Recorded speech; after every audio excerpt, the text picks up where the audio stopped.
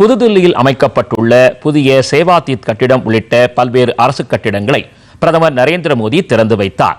கடமை, கருணை, லட்சியத்தின் மீதான அர்ப்பணிப்பு ஆகியவற்றின் சின்னமாக சேவாதீத் கட்டிடம் உருவெடுத்துள்ளது.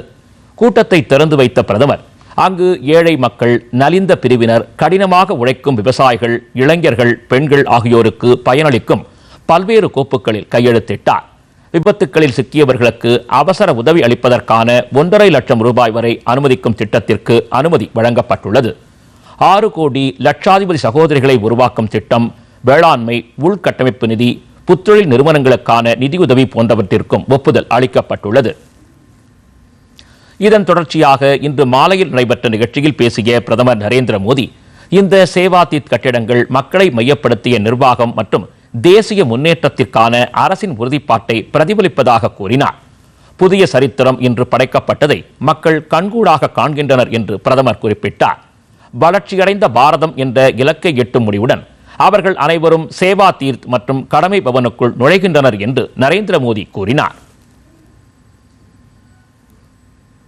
13 फरवरी का ये दिन भारत की विकास यात्रा में एक नए आरंभ का साक्षी बन रहा है।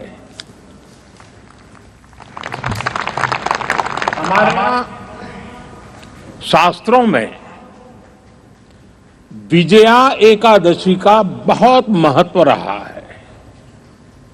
इस दिन जिस संकल्प के साथ आगे बढ़ते हैं उसमें विजय अवश्य प्राप्त होती है।